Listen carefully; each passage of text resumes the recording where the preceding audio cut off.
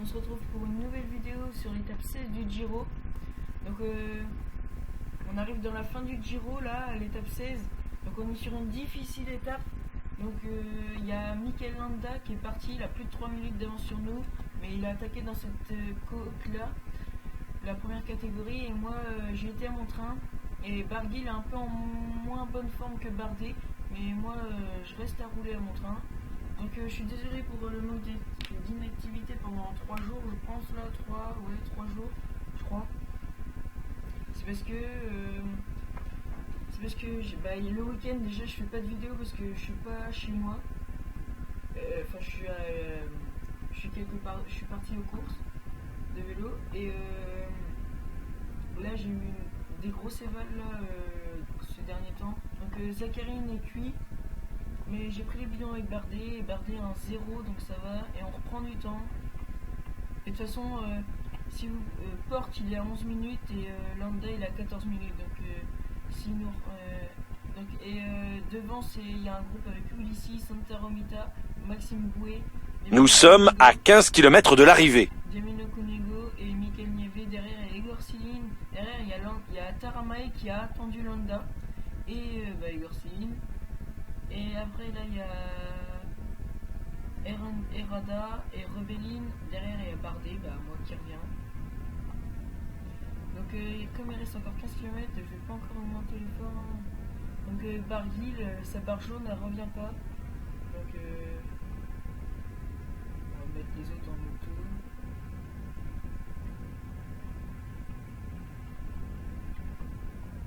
Et on va s'occuper que de Barguil. Et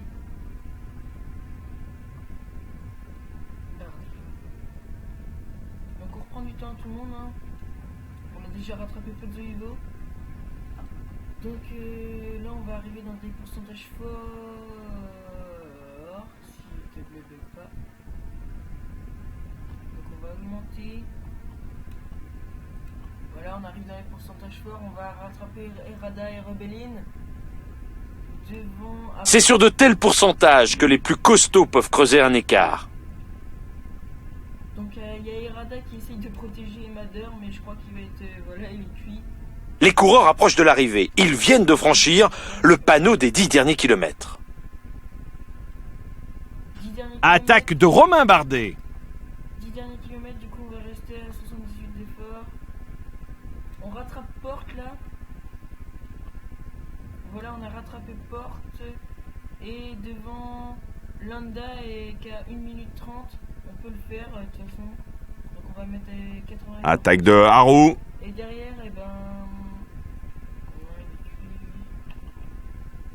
Il reste moins de 5 km à parcourir. Donc c'est l'échappée qui va aller s'imposer, je pense.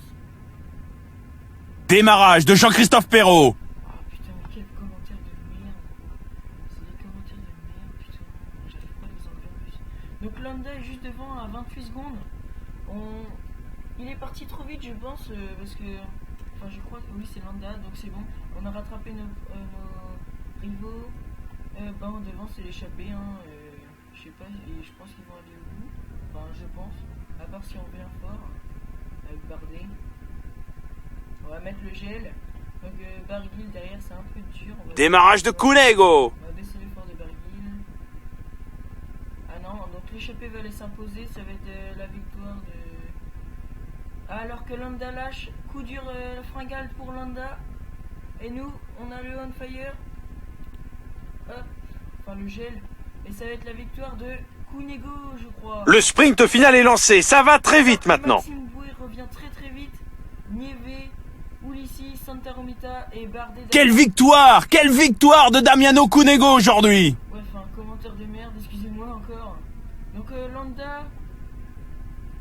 Attention, 45 secondes de perdu sur Bardet. Derrière Igor Siline.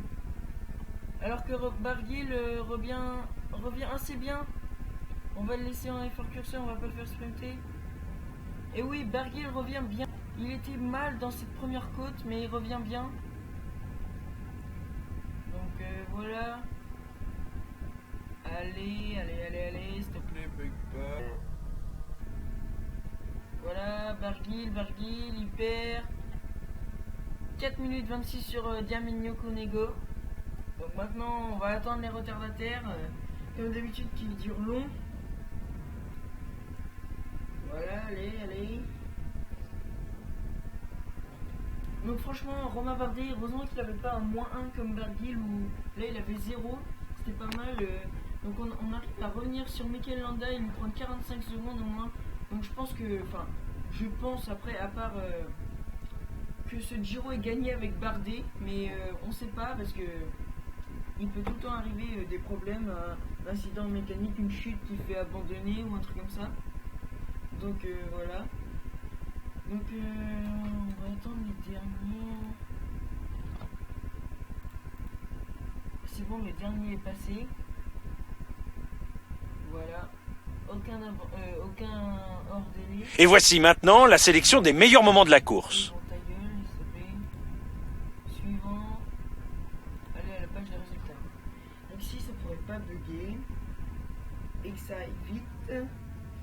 Et on va se retrouver pour je sais pas quelle étape après. Donc Cunego au sommet, enfin ça arrive au sprint et c'était un peu en faute là. Ah merde, excusez-moi, on n'a pas vu le résultat. On va retourner sur la page des résultats. Donc voilà. Alors que Landa passe de la 9ème place à la 5ème place et on reste 2ème avec Barguil. Par contre on a quand même 4 minutes d'avance sur le 3ème, mais on perd quand même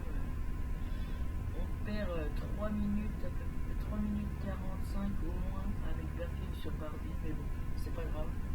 Donc au classement général, alors que Edvald Boasson-Hagen fait 34 et recule de 2 places. Ah, Diego Ulissi qui était parti en échappée reprend beaucoup de place, il était 15ème je crois. Donc toujours un doublé de Aeroflot Pro Cycling, alors que Pozzovivo perd sa place de 3ème. Voilà. Donc on va se retrouver pour l'étape. On est à l'étape 16 je crois. 16 voilà. Donc 17 c'est du plat donc je vous montrerai pas. 18, celle-là je vous la montrerai. Enfin on va se retrouver de toute façon tout à l'heure pour celle-là. Celle-là je vous la montrerai dans l'épisode 21 je crois. Donc là on a... non, attendez, là on fait l'épisode 21 et pour l'épisode 22 on aura ça, plus ça et peut-être ça si je voulais montrer les 15 derniers kilomètres. Donc sur ce, à tout de suite. Et bien tout le monde, on se retrouve... Cette côte présente de redoutables pourcentages. Giro, on est en bas de la côte de première catégorie, je suis parti en échappée avec Jay McCarthy. Du coup sur l'étape 17, j'étais parti avec Edvald Boasson-Hagen et on arrive avec 7 minutes d'avance, je fais 2ème. C'est Johan Van Sumeren qui gagne et moi je fais 2ème, du coup je prends 50 points et je prends maintenant j'ai beaucoup plus d'avance sur Cavendish qu'avant. Donc derrière Egor Sinin va se faire rattraper. Moi je vais pas rouler comme j'ai un gars devant. Je vais pas rouler, je vais rouler. Allez, faut curseur toute la montée. Hop. Par contre je vais y voir derrière. Et je vais faire ça. Hop. Et hop. Voilà. Alors que là il y a l'attaque de Landa. Donc, Il est sorti du peloton comme une balle. on voit que Barguil a un peu de mal dans ce fin de... Crevaison d'un coureur. Il reste encore 2 étapes de montagne après celle-là. Donc voilà. Donc on va demander les bidons à la fin dans la petite descente. L'échappée du jour ne convient pas à tout le monde. Le peloton a largement augmenté son rythme. Le rythme imposé semble trop élevé pour beaucoup de coureurs. Bardet est plus habitué. Pozzovivo en contre-attaque maintenant. Alors que Landa revient fort. Mais bon, s'il s'écrase comme l'autre jour, enfin comme sur l'étape 16, ça va pas être trop ça. Donc nous on va augmenter un petit peu, 75.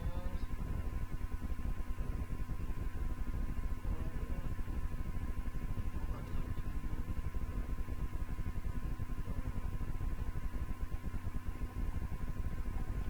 Je vous dis McCarthy, Protégé, Zachary, Zachary, Protégé, Bardet.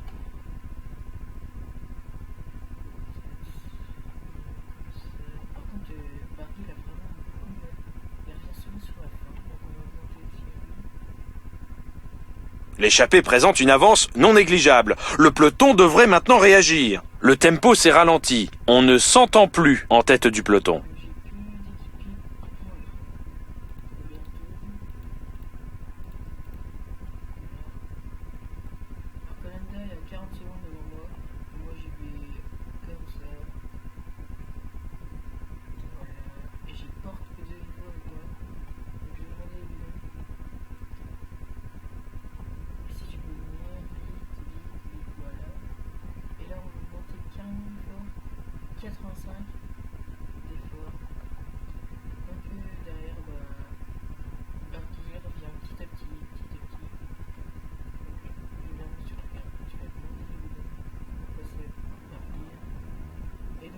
Je reviens fort sur Landa.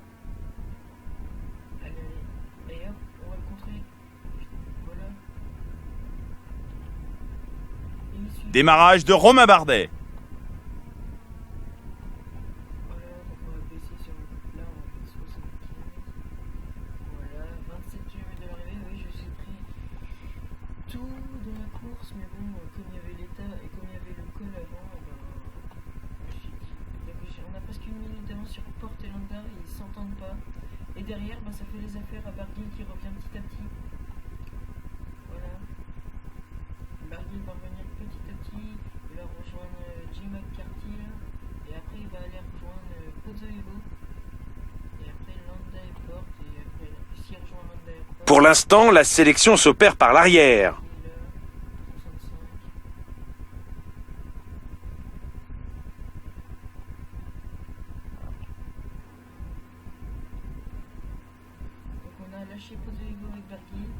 Il reste exactement 15 km avant l'arrivée. Je pense qu'on va aller s'imposer avec Bardet. Et oui, il revient. Dès qu'il revient, je l'arrête de rouler. Si tu peux revenir, Une chute a envoyé plusieurs coureurs au tapis. Espérons qu'il n'y a pas trop de dégâts. Un leader est tombé. Espérons que cela n'aura pas d'incidence sur le déroulement de la course. Les coureurs entrent dans les 5 derniers kilomètres de l'étape. hop, donc 2 minutes d'avance avec Bardet.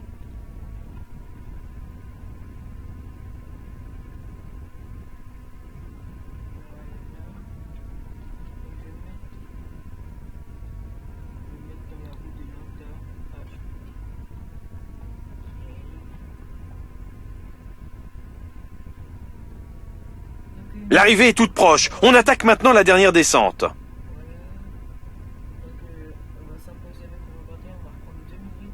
Attention, Jérôme Coppel est pris dans une chute. Romain Bardet lance le sprint maintenant.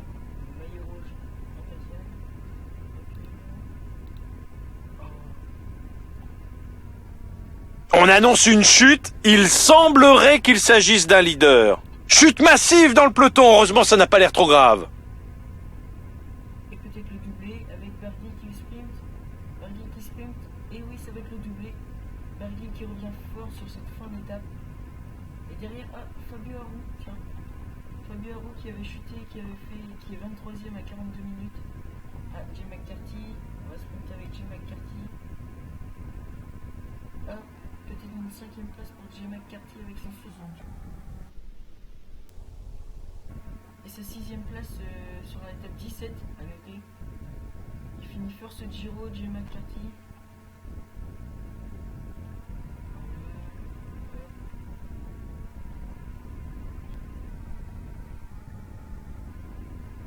Alors que là c'est Villermoz va sprinter et va aller chercher un top 10. Villermoz 9ème. Un petit top 10 sur ce Giro. Et 10ème de Hubert Zakharine, ça c'est bon pour le classement général par équipe. Donc après les autres sont très loin. Volkswagen est ici, ça va. Après il va reculer de sa place de 5ème au général. Je pense qu'il va carrément reculer là. Mais bon, c'est pas grave, tout ce qu'il importe c'est victoire d'étape et maillot rouge, remporter ce maillot rouge. Donc j'ai fait un peu perdre du temps exprès à Bossenhagen pour repartir en échappée. Pour reprendre les points demain, je crois, dans le jeu, bien sûr. Donc si tout le monde pouvait arriver là, ce serait pas mal.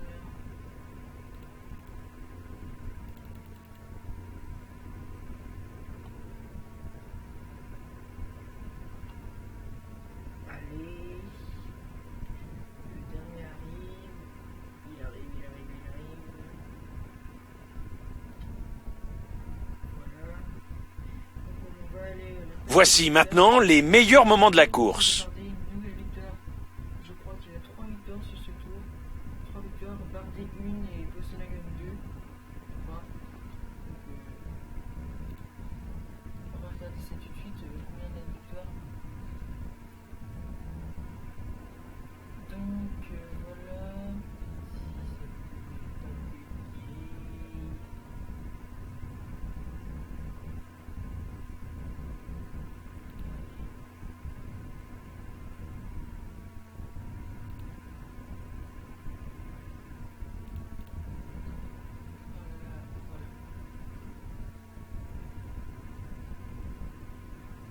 Voilà, donc victoire du Bardet.